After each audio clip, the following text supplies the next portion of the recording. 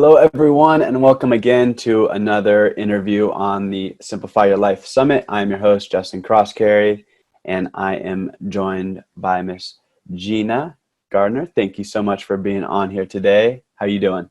I'm doing very well. It's an absolute pleasure to be here. Thanks for inviting me. Of course, yeah. I'm really excited for these listeners, these viewers, to learn a little bit more about you. Not only being a #1 international bestseller, also a principal for many years of an award-winning school, but also you learned how to walk twice in your adult life, which is not very common, and it really shows your perseverance. So I would love for you to share just a little bit about your story with the audience, because it's incredibly impactful and inspiring as well. Thank you. I started teaching and was promoted very quickly. So I became the deputy principal of the largest, I think the equivalent would be junior high school in the district when I was 28. And I was appointed to be the catalyst for change. I Mm. was the youngest bar two on the staff, and the school was rather stuck in old-fashioned ways. And so the first term and a half, I worked with the principal to strategically set up what we were going to do, and was very pleased to go off skiing February half term. And in those days, it was the fashion to have the longest skis possible.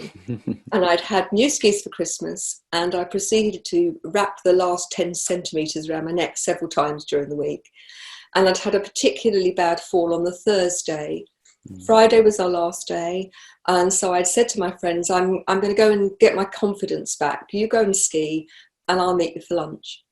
Met them, and they said, we found this fabulous new run, come with us. And so off I went with them. It was one of those beautiful days when the sun was shining, the snow was glistening. It was just beautiful. And as we went up on the chairlift, you could see the whole of the valley. Mm-hmm. Anyway, we got off, I followed them, and they went round a corner, and it didn't take you to be a rocket scientist to recognise that this is not the run that they anticipated. Because instead of this beautiful red run that went for 2 or 3 kilometres, we were at the top of an absolute monster of a black run that was full of moguls. Now, for those of your listeners who don't ski, a mogul is where the snow has been eroded by the weather, and they can be little, like a little cobble, but these were 6-foot monsters. And the whole of the black run was just filled with these moguls. Now, I'd skied black runs before, and so we started down. There was no way back, and after skiing about a third, I fell, and it took me a long time to get back down to where my friends were sitting, each of them sitting on a mogul, rather like an elf sitting on a mushroom. Took my skis off, and we were sitting in the sunshine talking, and the top of my mogul gave way. It had obviously melted. I rotated out, there was nowhere to land, bounced several times, and then I knocked myself out. And I finally came to in a heap much further down the mountain. I'm told I fell about 150, 200 feet. And it took a long time for my friends to ski to me.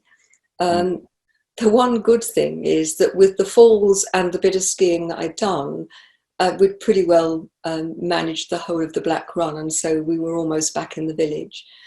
And I was determined not to use the blood wagon, that with their help I got back to the hotel.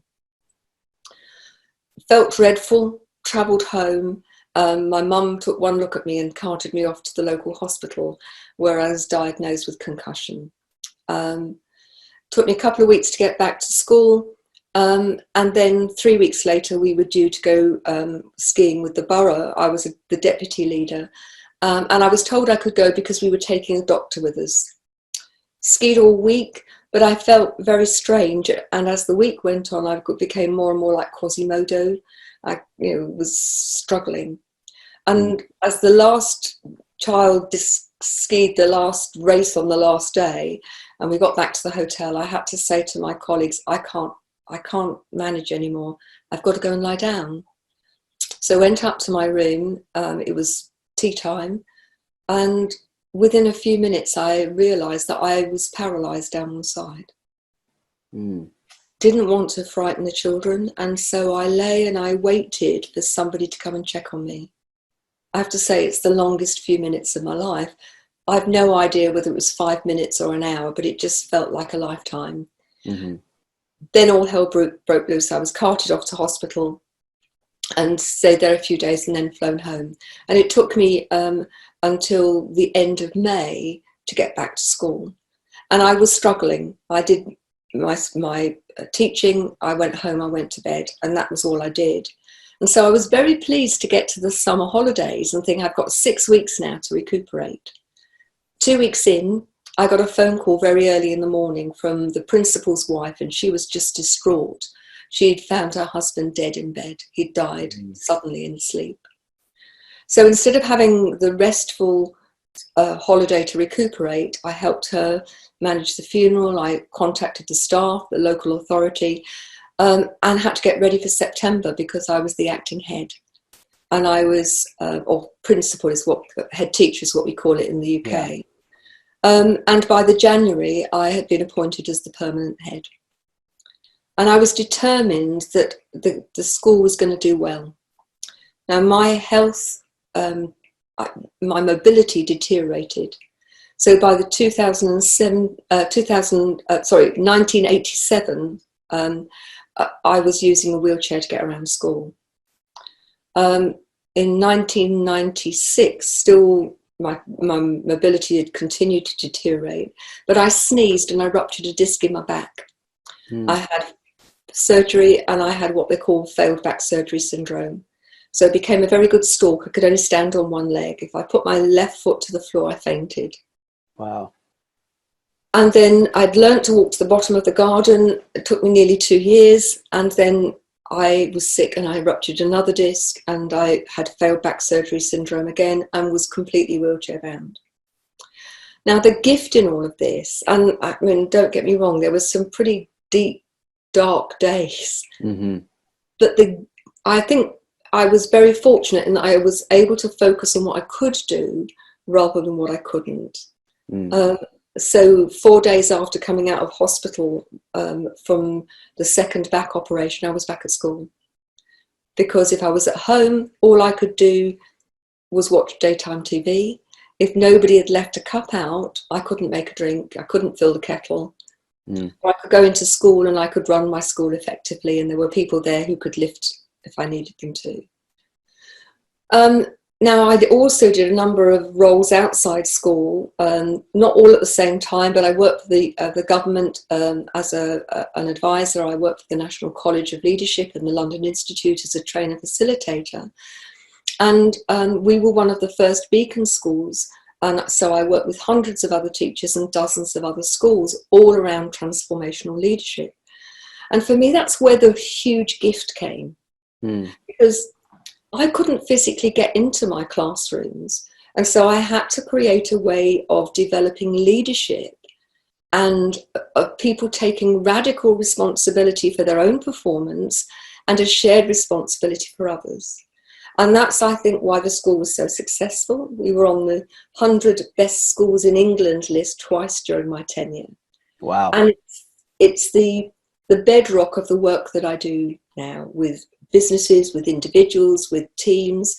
But what was happening is that my health was deteriorating. And so in 2004, I was given an ultimatum by the medics to leave headship. And I thought, what am I going to do? Daytime television definitely doesn't do it for me. So I took myself off to do a research project around looking at leadership in a whole range of different types of businesses. And of course, the issues facing them were the same as they were in school. Wrote my first couple of books. And for the first few years, I worked with corporates. Always done life coaching and couple coaching, but worked with corporates doing facilitation, training, coaching, all around leadership. And then the recession hit. And I lost all of my contracts in 1 week because they decimated the training facilitation budget. And I started to work with businesses on a one-on-one basis, looking at the issues that they faced and helping them. Initially contracted by Essex University because I was a visiting lecturer for them. Still do that now. And I work consistently with the senior decision makers. And then depending on the business, sometimes with their senior leaders, sometimes with the whole staff. But it's all around working with SMEs rather than with the corporates. But I had a growing sense of purpose that there was so much poor leadership and so much unhappiness created as a result of poor leadership that I needed to do more. And so came my mission. And my mission is to positively impact on 1 million people through the development of better leadership. And I know that the quality of happiness for the leaders and for the people that they work with is hugely different. That the mental health, the physical and emotional health of everybody involved is better. Work-life balance. But interestingly, it makes sound business sense, because not only does it make good sense for people and their relationships, but also they're more productive. Companies that have enlightened leaders are more profitable because they get the best out of their people. Mm-hmm. So that's a bit of a whistle-stop tour of how I came to be here. Yeah, and what a story. So much perseverance. And something I want to hear more on is, was it something that you've always been a type of person to find the joy in every situation, or was it something that clicked and you made a decision like, Gina, I either have to be in a wheelchair and be unhappy or be in a wheelchair and be happy? Where did you find that happiness, and how can others, what are some simple steps others can find that happiness in their life? That's a really good question. I don't think it's any one thing. I was brought up that if you were feeling fed up or bored or unhappy, my parents would say, go and do something useful. You know, if you go and do something that focuses on helping someone else, you'll feel better yourself. So I was brought up with that sort of principles, really. But I think, you know, when I look at it, for me, if you focus on what you can do rather than what you can't do, then there's a really different quality to the experience. So if I give you an example, when I came out of hospital and I was very limited, I mean, particularly after the second back operation. The first one I could stand up and be a stork, so I could stand up and fill the kettle. But the second one I couldn't stand at all. If my kettle hadn't been filled and the cup left out and the tea bags or the coffee, I couldn't make myself a drink. I was that limited that I could read. If I could reach the book, I could read, or I could watch television. Or I could get a taxi to take me into school. Somebody would take me from the taxi. I already had a wheelchair in school because I'd been using a wheelchair in school for years. I could do a job I loved that was really useful. And there were people there who could lift down things or carry things if I couldn't do it. What would you do? That's right. I would do what I can do. Yeah. And I think, you know, even though I did a range of external jobs outside school to bring an income into school. I worked as an advisor for the government, worked with other schools, worked as a trainer facilitator for the National College and the London Institute. But I was taught a really salutary lesson in 2006 when I'd left headship. And I went to a Tony Robbins course, and your listeners may be very familiar with Tony Robbins. I'd done all of my NLP training with one organisation, and I made a deliberate decision to go and train, look at other people, how they used neuro-linguistic programming or NLP. And I ended up at the Excel Centre in London on an Unleash the Power Within course with Tony Robbins. 10,000 people on the course.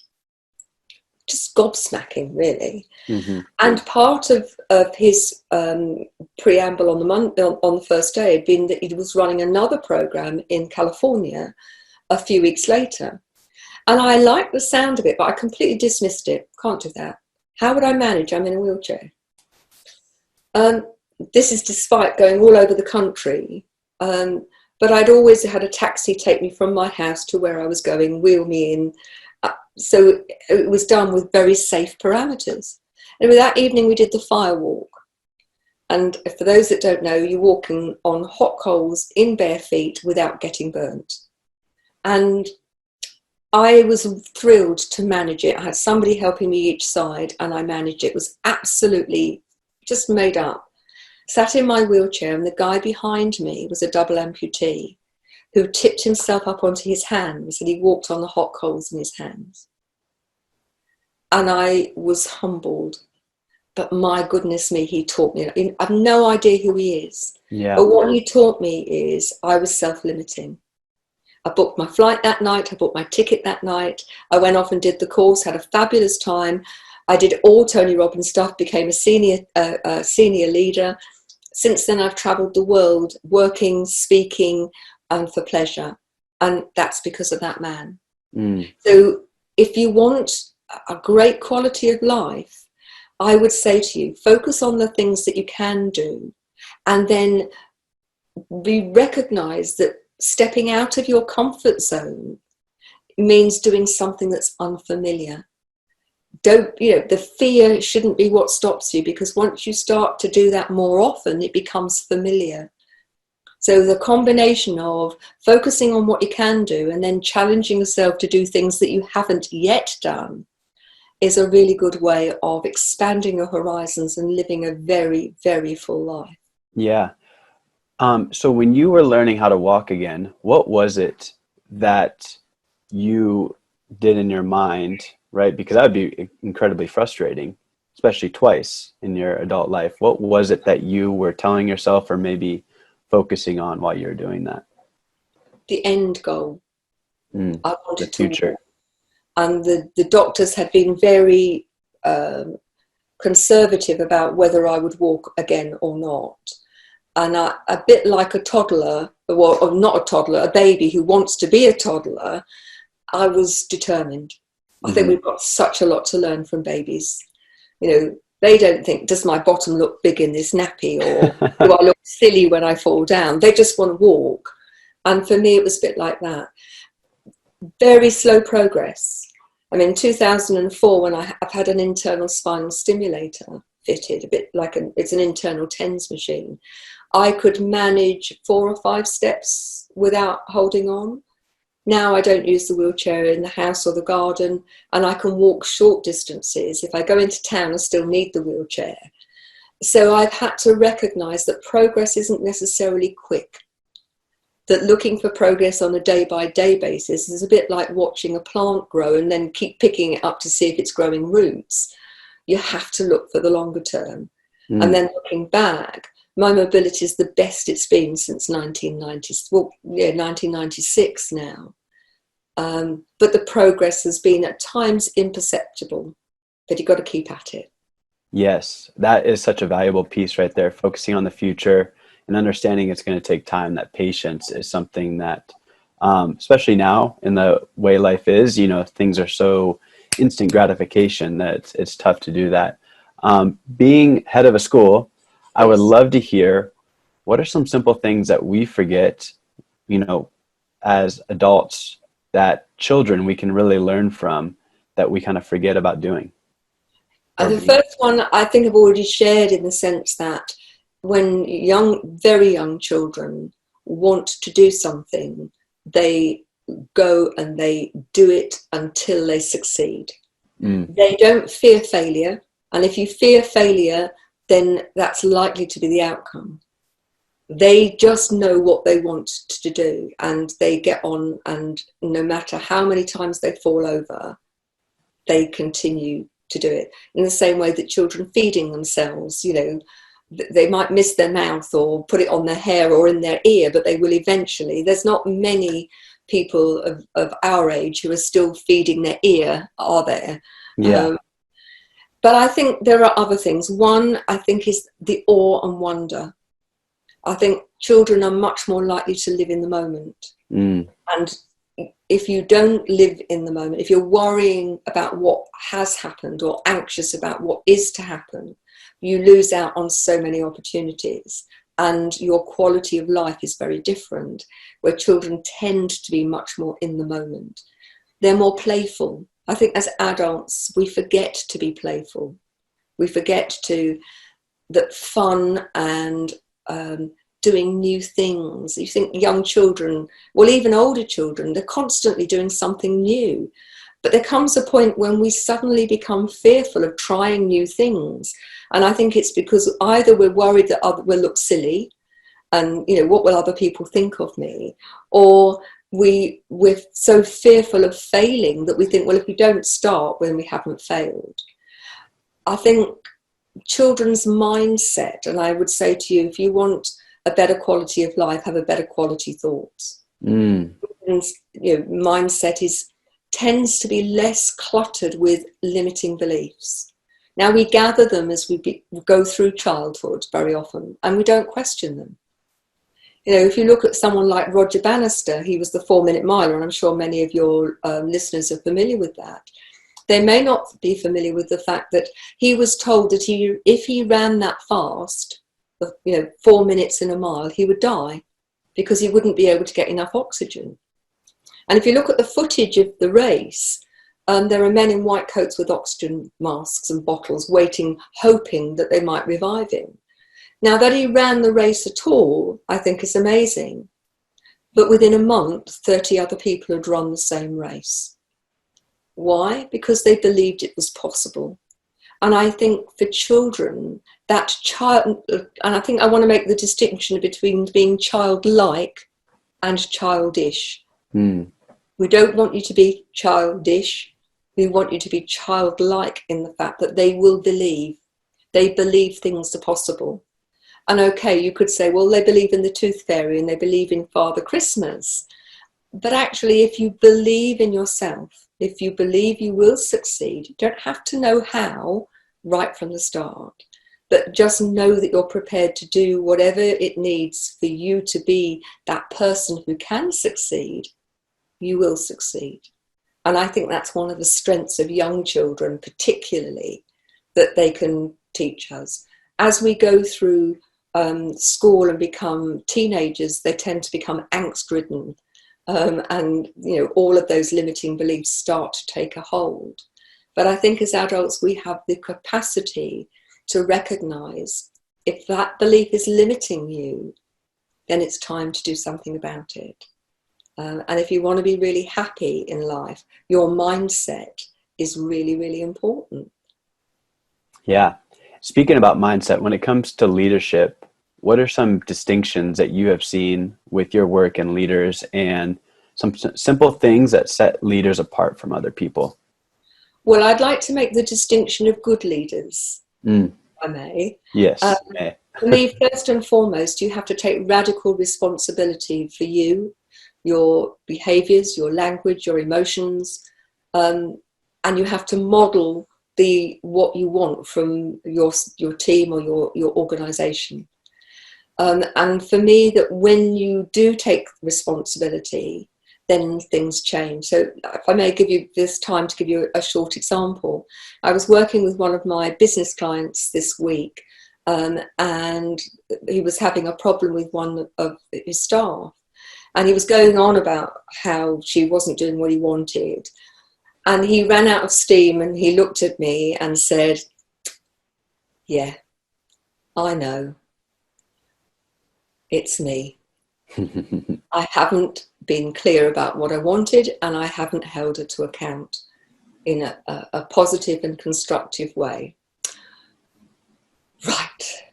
Because he had realised, because of the work we've done, that ultimately if you've got problems with a member of staff or you've got problems with your boss, you can't change other people, you can only change you.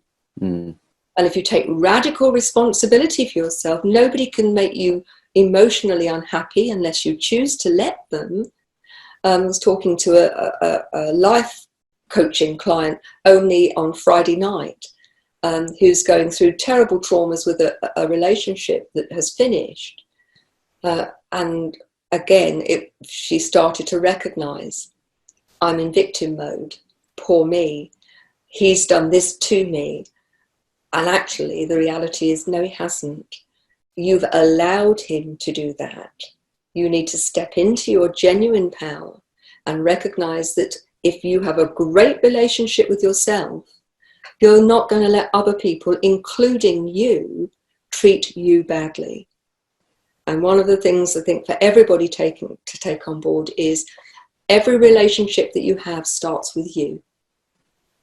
And if you haven't got a great relationship with yourself, you need to get some help and you need to get it sorted.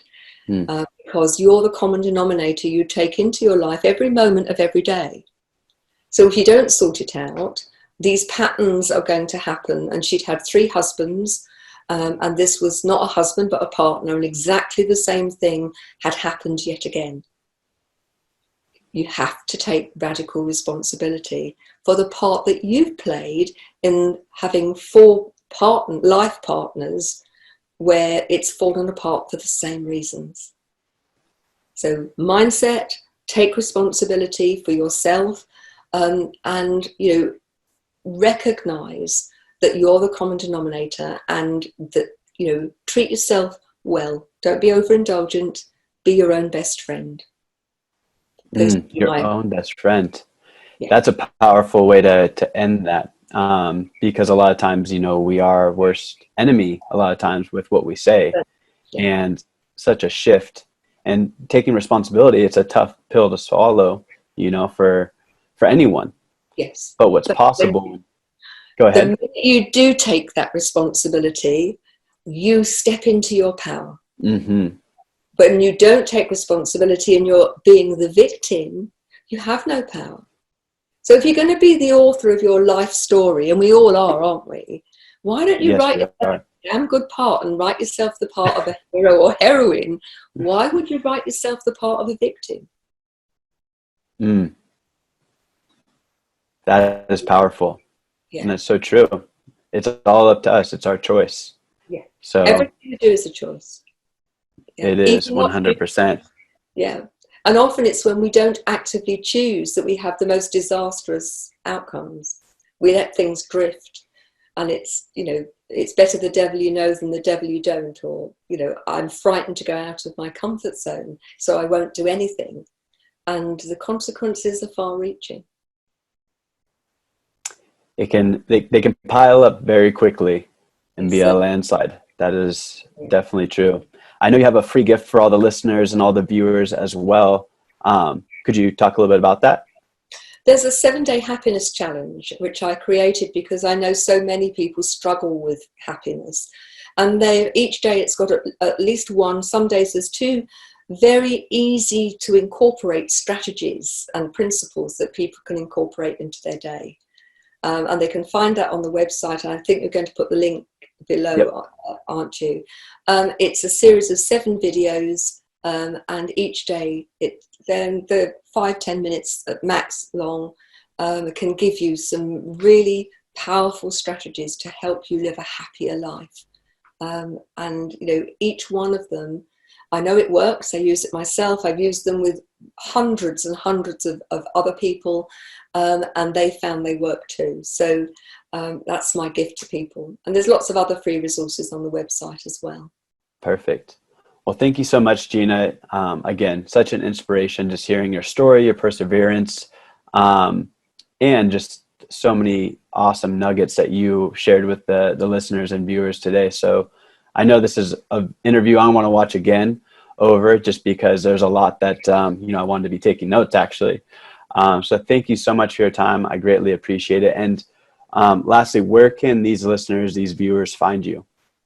If you're interested in leadership, and perhaps doing the Enlightened Leadership Program or becoming an affiliate, it's the usual HTTP stuff, and then it's enlightenedleadership.co, enlightenedleadership.co.